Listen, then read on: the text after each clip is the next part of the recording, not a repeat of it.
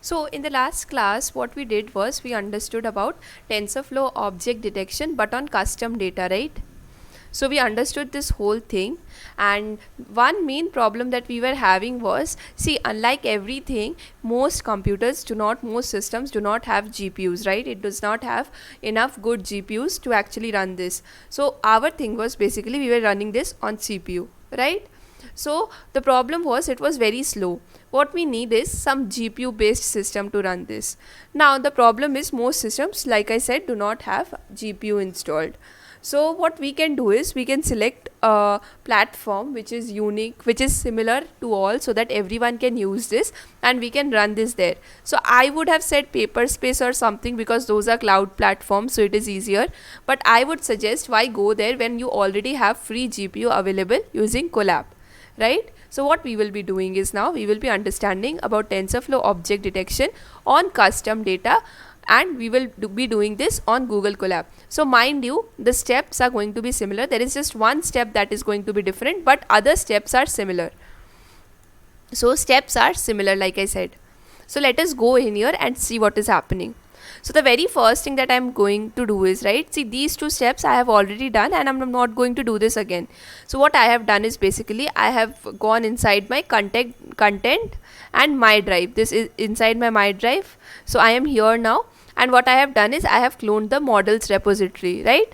So this is here and I have cloned this thing. Alright, so I have done this and this. The next thing that I will be basically doing is I will be going inside my research folder. So why inside the research folder? See, research is our parent directory. So everything that we will be doing, every step that we will be executing will be inside the research folder. So we will be going here. Also, there is one more thing that I have done. I totally forgot to mention. So inside models, you have everything here like it was there. Alright, so there is no changes here. But one thing I forgot. See, inside models, what I also did was I copied all these file folders and I uploaded this here. I am not going to show you the uploading process because it takes time, since there are so many images, right?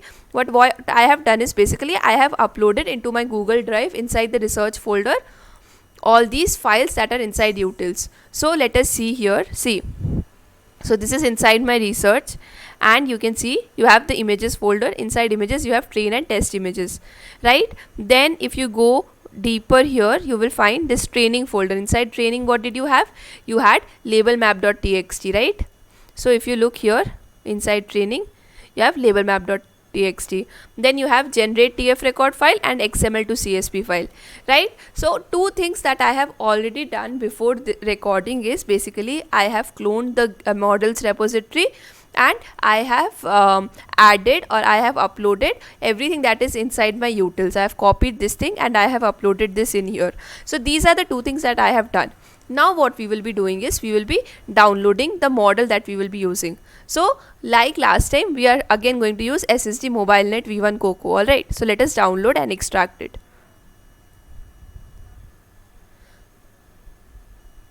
So like you can see, it is extracting here. So the extraction is finished. So if you look in here, it will be finished. So you have SSD MobileNet V1 Coco, right? Inside this you have all these things. What we are basically interested in is the checkpoint and frozen inference graph obviously, and all these things, right? These are the three CKPT models. Okay, now what we will be doing is we will be following all the steps like we did here.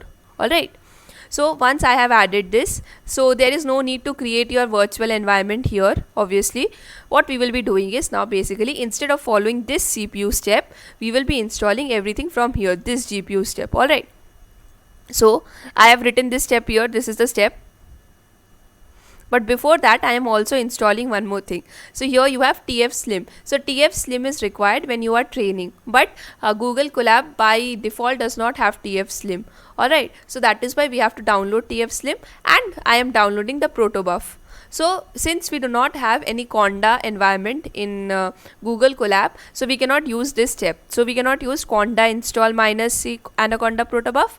So what I have done is I have written this statement here. This is used to basically download your protobuf. So I'll be running these three statements. So first and third statement are similar. Alright, first and third statement have been seen by you. There is nothing new in that. So what I have done here is I have used TensorFlow GPU. Everything remains the same in the third step. This is similar to the statement that you use when you are using this in CPU, except instead of TensorFlow basic downloading, you are downloading TensorFlow GPU. And the first statement is basically to download your protobuf. Why do we need protobuf? If you remember, what we do using protobuf is, see, in protobuf, what is this used to? So this is used to convert your proto files into .py files, right? If you remember, yeah, so that is what we will be doing. So this takes some time. The whole downloading thing takes some time, so we'll have to wait. But yeah, so it's almost over. See, it is now uninstalling the version that was there in Colab beforehand. So by default, TensorFlow in Colab, Google Colab is TensorFlow 2, but we are using TensorFlow 1.13, so that is why it is uninstalling all those TensorFlow versions so that it can install TensorFlow 1.13. Alright, so this is what is happening in these three steps. These steps are basically used for what? So they are used for setup. The whole thing is for setup. So nothing is different. If I say again, nothing is different. The first step and third step are similar. Here, instead of protobuf downloading, I have changed the step in which you can download protobuf. So we cannot download using the conda statement, so we have changed that here. We have downloaded just one TF slim extra here. Now what we will be doing is, see, we will be running setup.py install. So the first thing that we always do, if you remember, after the whole setup has been done, environment has been created, we do setup.py install. So that we will be doing, and the next thing that we will be doing is basically converting your proto files to .python files. Alright, so let us do these two steps. So setup is running.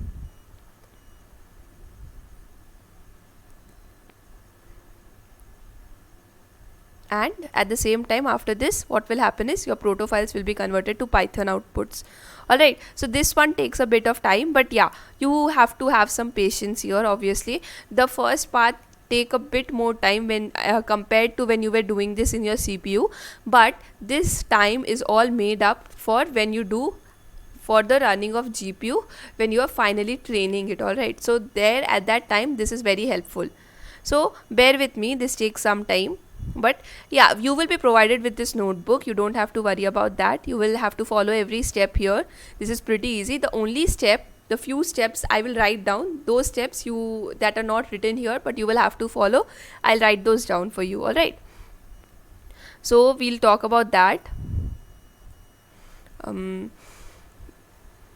Yeah, and the other thing that I wanted to talk about is basically, see, let us just write one by one the steps that we will be doing that are like similar to this but not exactly similar. All right, so what I have done is basically, let us talk about that. So what we have done is basically cloned models, then inside research we have download SSD model. So I am using SSD. Again, I am saying try with other models, try out which works best and then go for it. Then after that, after downloading, we have unzipped it. Then what we are doing is we are making all the setup that is responsible. So what are we downloading? We are downloading Pillow, LXML, TensorFlow, but not basic TensorFlow. We are downloading TensorFlow GPU. And the version is 1.15 if you all are curious. And apart from all these, the other things that we are doing is, see, after downloading this, we are downloading protobuf and we are downloading TF slim. So once all of this has been downloaded, now we will be converting our proto to Python, and the other thing that we will be doing is basically running setup.py. Okay, so these are the steps that we have done. So you can see here the training has been completed. Now after we have run and completed and changed our protos to Python files, the next thing that we will be doing is basically converting your XML to CSV. All right, So this will take a lot of time. I'm just saying beforehand, because here it takes a lot of time. This is like very quicker if you are doing this in your local notebook, but again all those time is made up by when you are training in the final in using GPU. Alright, there is one more way, one more step, or one more way of training in Colab. So the other way that you can use is basically, see, you do all the changes, all the conversions, and everything whatever is there, right? So the proto to Python conversion, XML to CSV conversion, CSV to TF record conversion. So all these things, what you can do is basically you can do all of this inside your local system. All right, do everything in your local system, and once that has been done, so also the copying of everything in the utils folder into your research folder, so you do everything inside here. All right, once you do that, what you can do is, what I would suggest is basically you go here, you copy this folder and you upload it into your drive, and then instead everything you do except for the final training part. All right, the final training statement that you can do inside your Google Colab after doing the setup. Alright, so in that case, what you will have to do is basically, in that case, you will have to do this here, this setup here, and you wouldn't require all of this. Yeah, all these copying and everything also you have done. So the setup and then the final training, that's it. That's all you'll have to do then. Alright. So like I said, it is taking a lot of time. So it has just converted all the train folders. So everything, all the train files, all the XML train files, they have been converted into into CSV.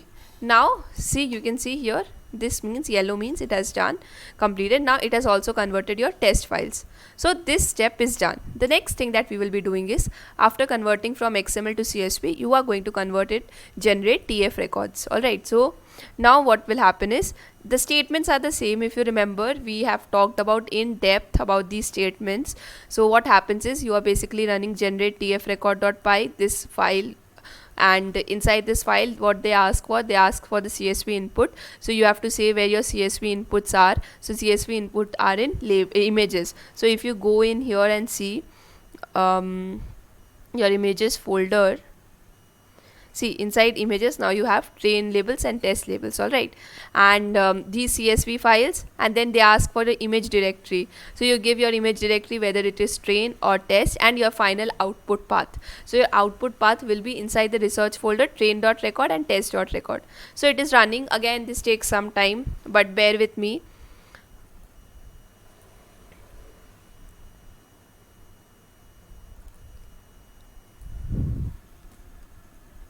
I hope you are understanding everything that I'm teaching you. If you have any other problems, you can ask your teachers and instructors there.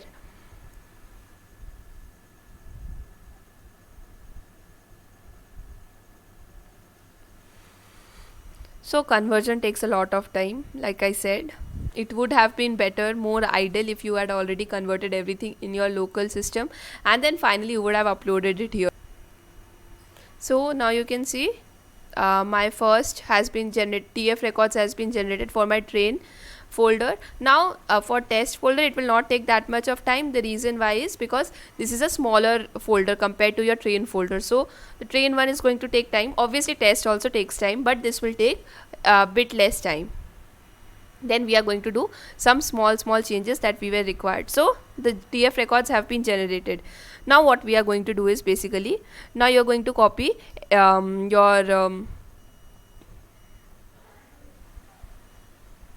so now what you are going to do is, you are going to copy your config folder. So the config folder, where was it? It was in samples config, if you remember. Let us go back here and understand, right? So if you go in here, and you had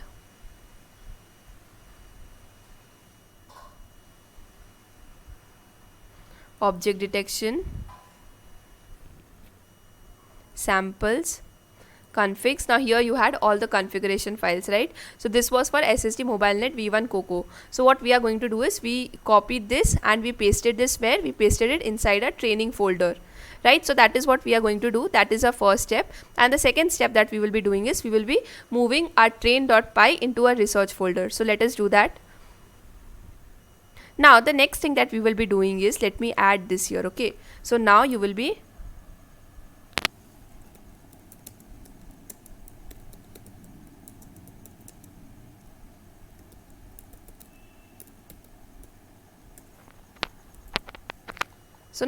going to make changes in the config file. So I would suggest go inside your config file. So inside your training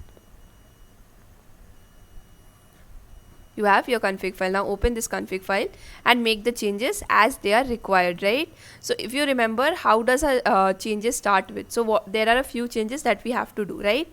So first let us start with changing the number of classes. Next what we are going to do is,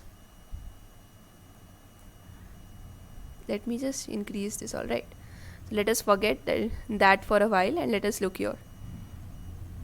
So we are going to change wherever it is written part to be configured. So part to be configured for our model.ckpt. all right, so where is our path here? So our path is here. So let us copy the path, but we don't have to paste everything because this path will be given with respect to your drive, but we are already inside a research folder. So what we can do is basically we can remove all these. So this is my path to checkpoint. Okay, so the number of steps, let me just reduce this to, let's just keep it 100 for now. All right, so train input reader, now this path is basically your train.record path. So let us just change this here. This is train.record and this is label map. So your label map is inside the training folder. So it is important to remember the architecture. Okay, so it is important to know where you have your training, where you have your label map, where you have your config file and everything. Then the same thing is for eval. So in eval you have test.record,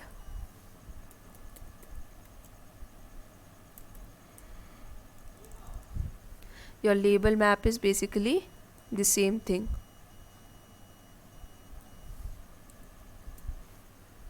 So we are going to copy and paste this here. Alright, so now we have made all the required changes. So let us save this. Control S, you have saved this. Now after making the changes, we are going to do this step. Here what we are doing is we are copying your nets and deployment folders from the slim. Okay, so this is from slim, right? If you remember, we made the changes from slim. You have nets and deployment, you have to copy this into your research folder. So we are going to, MV is for move. Okay, once that has been done, now what we can do is basically start our training. So let us start the training.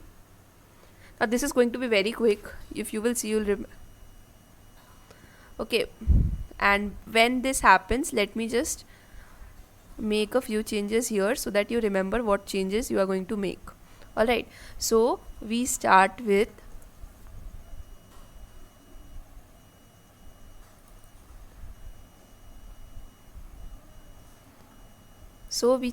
number of classes. I'm just going to write whatever changes you have to make so that you don't have to go back and watch the video again and again. Alright, number of classes.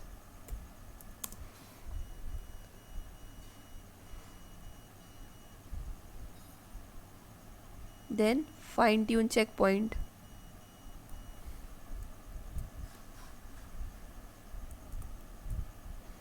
This here will be model.ckpt path. Next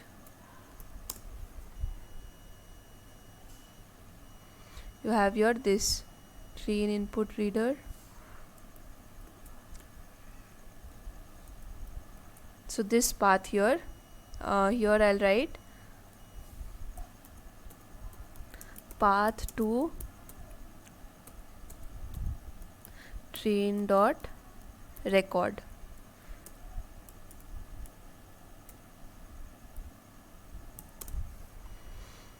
Okay, I forgot to mention this here, obviously number of steps, right? So after fine tune checkpoint you have number of steps. So let us shift this. So here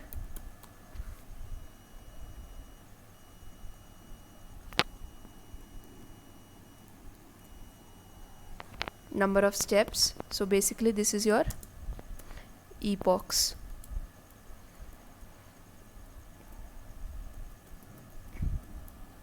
This is your number 4 here.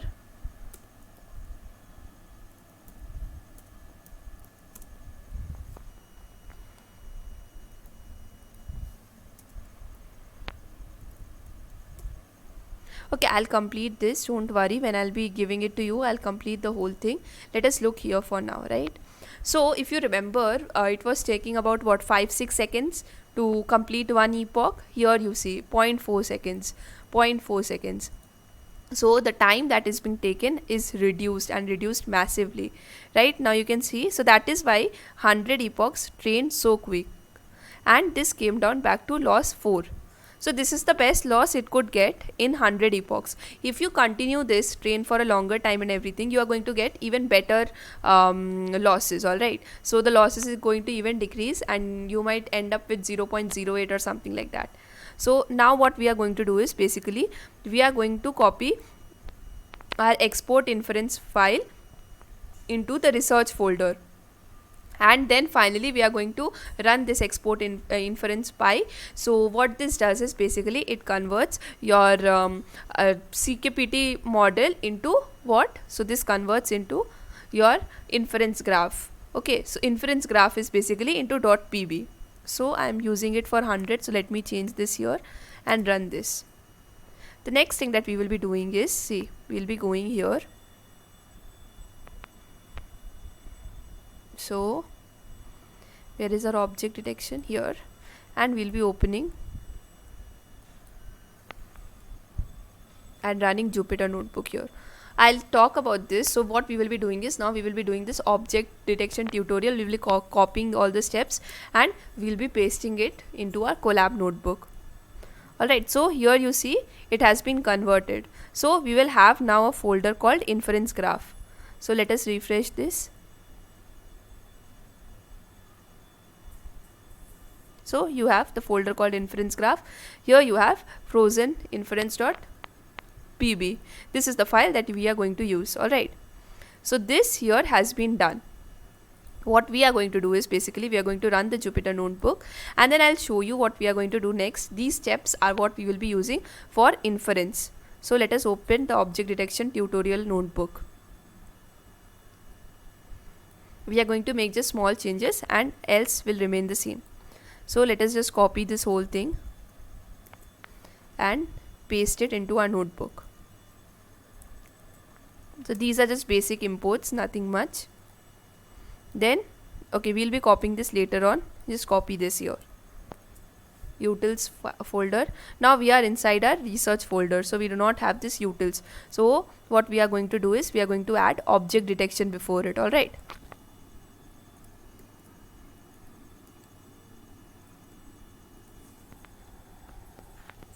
so now we have imported this.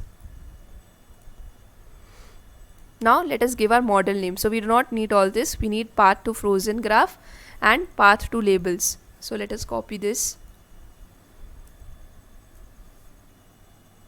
Okay, so the path is basically inference graph, right? So let us copy this path.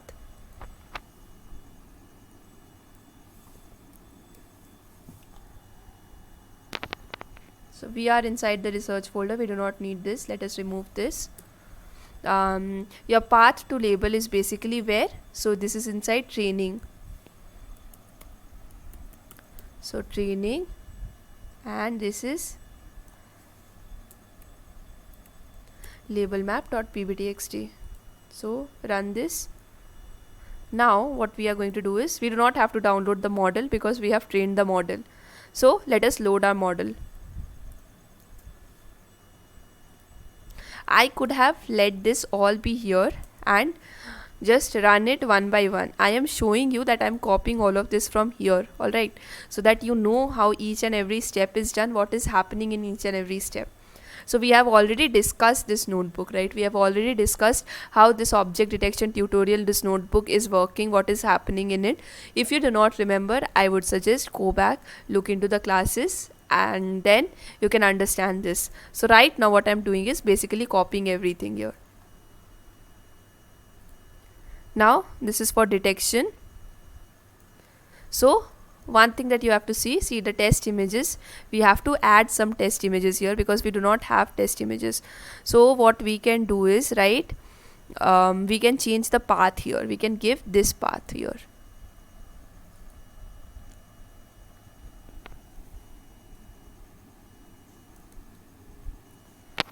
But then again, we do not have images of this format. So the other thing that we can do is basically we can go inside object detection and test images.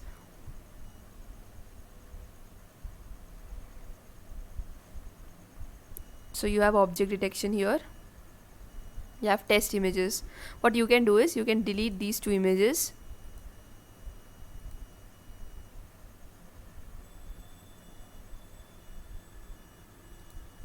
delete this image also, and we will upload an image here, alright. So let us upload the image. So this image we will be using from where? We will be using this from our data set. So let us go inside TensorFlow object detection, utils, images, test data. Let us just copy one image. Let us just upload this image for now, okay? Let's not keep two images, let's just upload one image. And let us rename this. So let us make this image 1. And here for I in range, here you have to change the range because we are just going to use one image. So now you can run this.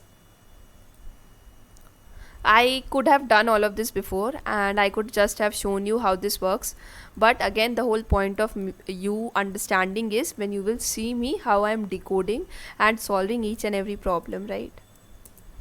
So this basically is the function to get your values, and let us now use this matplotlib inline. So add this here, and this is your final thing.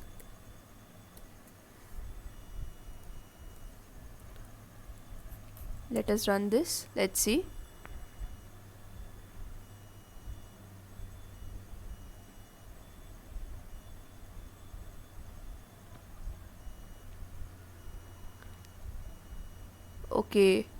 Okay, I get this. So this problem is because we just wrote test images. However, these test images are inside what? Inside our object detection, right? So what we will be doing is we'll be changing the path.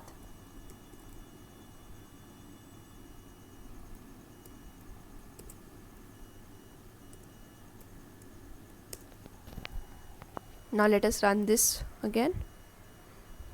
This time it will be able to get the images.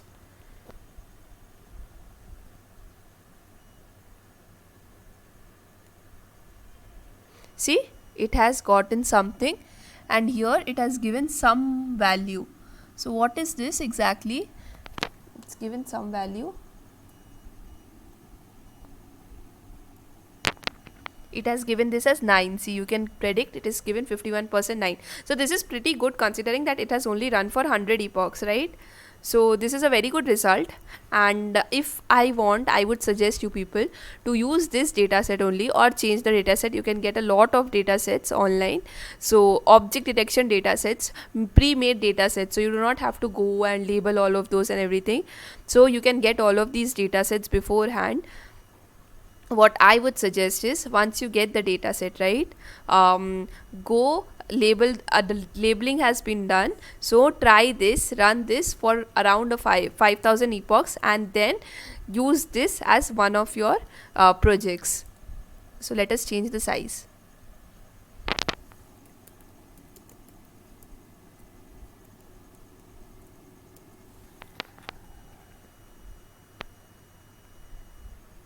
Let us see the output now. Hopefully it gets a bit bigger. So there you see. So you got the output, right? So this is basically the whole thing of TensorFlow object detection when you are doing this in your Google Colab notebook, right? So I hope you understand the video, and if not, go slowly, come to this, go through all of this again, and I hope you enjoyed it and keep learning.